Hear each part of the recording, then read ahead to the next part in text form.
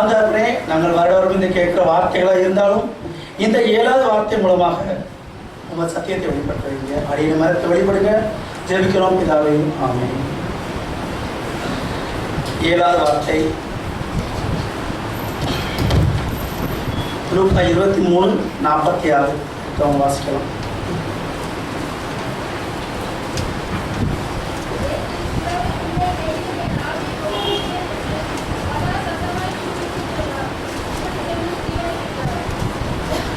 இயேசு, பிதாவே, உம்முடைய கரங்களின் ஆவியை ஒப்புவிக்கிறேன் என்று பெருங்குரல் கூப்பிட்டு சொன்னார். இப்படி சொல்லி உயிரை விட்டார்.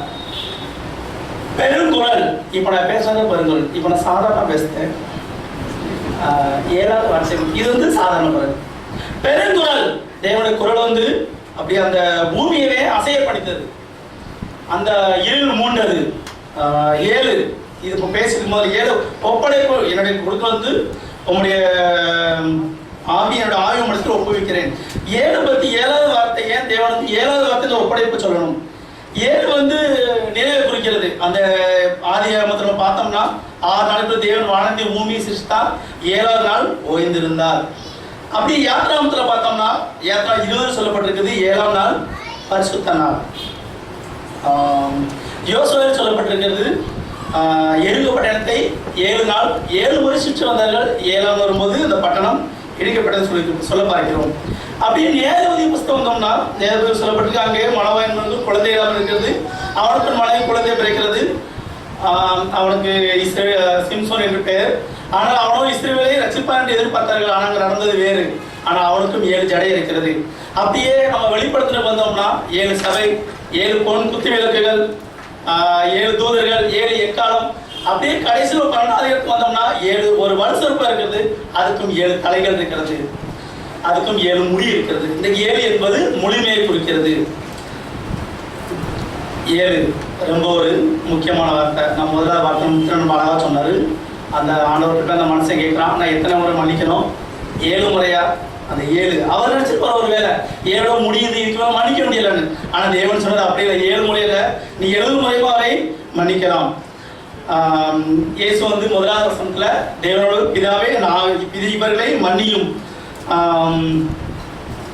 7வது வார்த்தை மீண்டும் பிதாவோடு சேர்க்கிறார். அந்த 5 வார்த்தைக்கும் கொஞ்சம் தூரம் வந்தது. தேவனுக்கும் இயேசுக்கும் கொஞ்சம் இடைப்பட்ட இதெல்லாம் காண்கிறோம். முதலாவது வார்த்தை நான் பிதாவை இவர்களை மன்னியும். 7வது வார்த்தை பிதாவை ஆவி நான் உம்மிடத்தில் ஒப்புவிக்கிறேன்.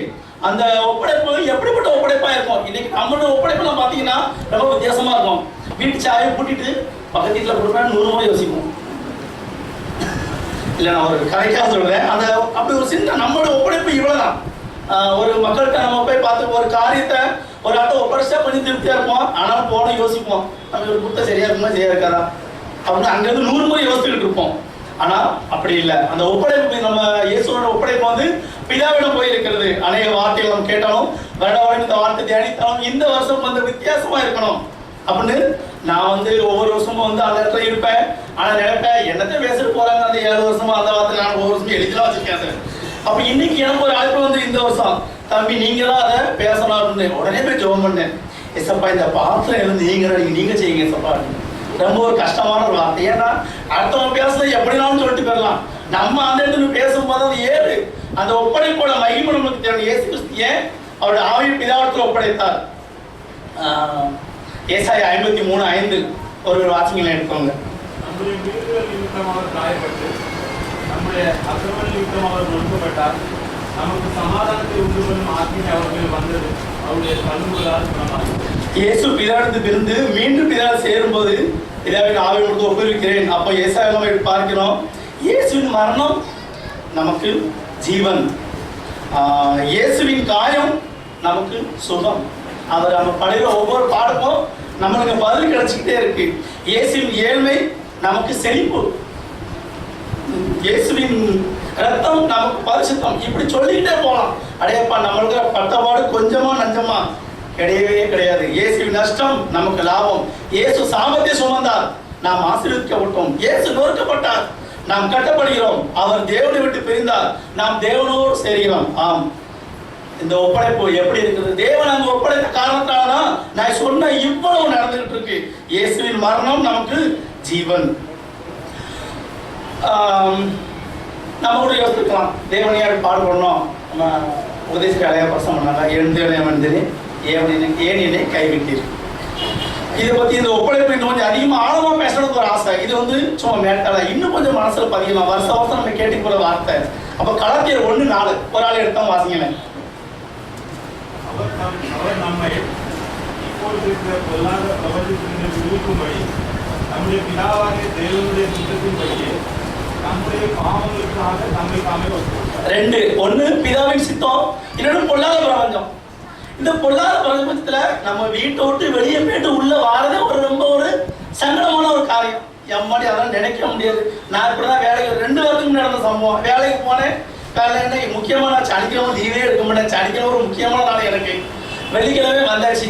வாயில எடுப்பு லேசு மட்டும் வாயிலெடுப்பு இல்லை. ஒரு தடவை எடுத்தேன், எப்போது வாய்ப்பும் விட்டாச்சு. அடுத்த 5 நிமிஷத்துல அடுத்த ஒண்ணு வீட்டை விட்டு காலையில் சொல்லிட்டு தான் வந்தேன், நான் போயிட்டு வரமா அப்படின்னு.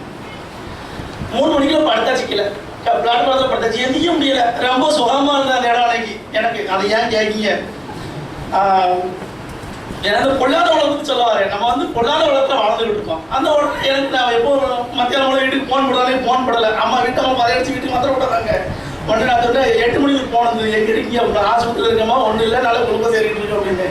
ஏன்னு கேட்டா பொல்லாத உலகத்துல நம்ம வீட்டை ஊற்றி வெளியே போயிட்டு இங்க வாரது இப்படி ஒரு சங்கடமான காலத்தை வாழ்ந்துகிட்டு இருக்கோம். அதுதான் தேவன் பிதாவின் சித்தத்தின்படியே நம்மளுக்காக சிலுவையில் ஒப்பு கொடுக்கப்பட்டார். இன்னும் இந்த பொல்லாத உலகத்துல என்னன்னா வீட்டை விட்டு இந்த அநேக காரியங்கள் ஒப்பு கொடுத்தல், அப்புறம் ஏமாற்றம் மனசுலாம் தாங்க முடியாத ஒண்ணு. ரொம்ப இந்த உலகம் இன்னைக்கு ஏமாற்றத்துல ரொம்ப தீவிரமா இருக்கு. அது பல வகையில பரவிக்கிட்டு இருக்கு.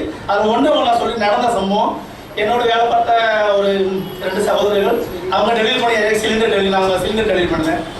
அவங்க கொடுக்கப்படியாக டெலிவரி பண்ணி முடிச்சிட்டாங்க. சாயங்காலம் எங்கிட்ட எப்படியோ 50,000 பணம் சேரும். எங்க எல்லா டெலிவரி பண்ணிக்கிட்டையும் அந்த பணத்தை மட்டும் கம்பெனியில் ஒப்படைக்கிறது எங்களுடைய பொறுப்பு.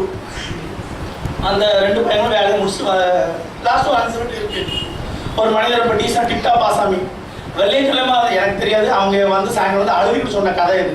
2 வாரத்துக்கு முன்னே நடந்த கதை. உடனே என்னப்பா அழுகிட்டு இருக்கும்போது இந்த மாதிரி ஒருத்தர் வந்தா எங்கிட்ட சிலிண்டர் கேட்டான்.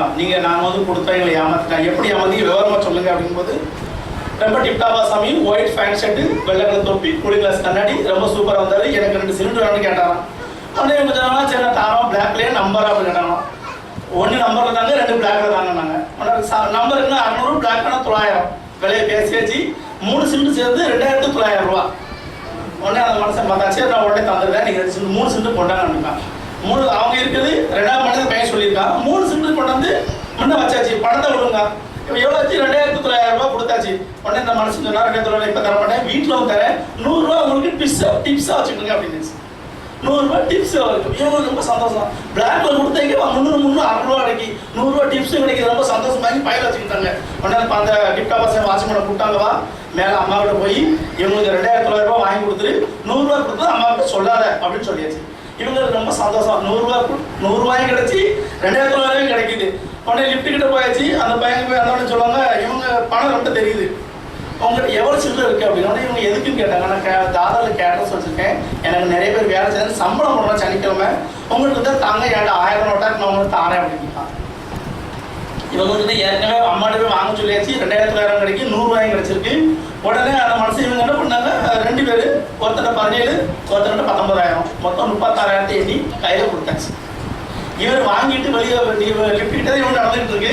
வாட்ச்மேன் விட்டு அம்மாட்ட போய் மேலே பண்ணி வாங்கி கொடுத்துரு, இவங்களை விட்டு இந்த 36,000 வாங்கி கொடுத்துரு, அந்த 2,000 வாங்கி கொடுத்துன்னு சொல்லிட்டு பைக் திட்டு வெளியே போயாச்சு. கேட்ட தாண்டியாச்சு. இது நடந்தது நிட்டி பவாய் நிட்டி இடத்துல. மேலே போனால் அந்த அம்மா சொல்றாங்க, எனக்கு பையனும் கிடையாது, ஒரு ஆள் தான் இருந்த வீட்டில் 15 வருஷம் நான் மட்டும் தான் பில்டிங் இருக்கு, யாரை சொன்னதை உடனே சொல்லிட்டாங்க. இந்த பையனும் ஒரு அதிர்ச்சி ஆகிடும். 36,000 போச்சு. நிறைய வேலை சிலிண்டர் கொண்டு போக மாட்டேன், அதுக்கு கம்மியான 10,000 கட்டணும். இப்படி ஒரு பொல்லாத உலகத்துல வாழ்ந்துகிட்டு இருக்கோம். ஏமாற்று நம்மளால தாங்கவே முடியாது. ஆனா அவங்க பிடிச்சிட்டாங்க. இன்னொரு முறை அவங்க வசையில ஏமாற்றப்படும் போது, அவன் எம்எல்ஏ கமிட்டியில ஏமாற்றும் போது டோம்பரில் வச்சு தான் கைது பண்ணாங்க. அடுத்த நாள் பேப்பர்ல வந்த செய்தி, எங்க முதலாளிக்கு 30,000 ரிட்டர்ன் கிடைச்சது. இந்த ஒரு பொல்லாத காலகட்டத்தில் வாழ்ந்துட்டு இருக்க நாம இயேசுவுக்கு எப்படி ஒப்பு கொடுக்குறோம்? நம்ம எப்போ ஜெபம் ஆண்டவரே ஒரு முறை இப்படிதான் முதலாவது ஒரு கூட்டத்துக்கு போனேன். இயேசுக்கு ஒப்பு கொடுக்கும்போது முன்ன நினைச்ச உடனே முன்ன போய் கை தூக்கியாச்சு, நானும் ஒப்பு கொடுக்குறேன் தேவனுக்கு. ஆனால் அப்போ எனக்கு அந்த விவரம் தெரியாது. நான் ஏமாற்றப்பட்ட பொழுது, ஏமாற்றப்பட்டவர்களை பார்க்கும் பொழுது நான் உணர்ந்தேன், இதுதான் ஒப்பு கொடுப்பது. தேவன் நம்மளுக்காக, இயேசு கிறிஸ்து நம்மளுக்காக, நம்மளுடைய பாவங்களுக்காக அவர் நொறுக்கப்பட்டார். அவருடைய நஷ்டம் நம்மளுக்கு லாபம், அவருடைய ரத்தம் நமக்கு பரிசுத்தம், அவருடைய ஏழ்மை நம்மளுக்கு செழிப்பு. அந்த இயேசு இன்னைக்கு உங்களுக்கு எனக்கு தேவை. நம்மளுடைய ஒப்படைப்பு எப்படி இருக்கு, யாரும் இருக்கு, எதற்காக இருக்கு என்பதை சிந்திப்போம், ஜெபிப்போம். இதாவே உம்முடைய வசனத்தை தியானிப்போம். இந்த தியானிக்கும் போது தப்புன்னு எங்கள் சிந்தனையில் வீணாக போதபடிக்கு கேட்ட சத்தியத்தில் நடக்க எங்களுக்கு கிருபை தாங்க, பெரிய தாங்க, பலப்படுத்திக் கொள்ளுங்க. இயேசு கிறிஸ்துவை ஜெபிக்கிறோம் பிதாவே. ஆமென்.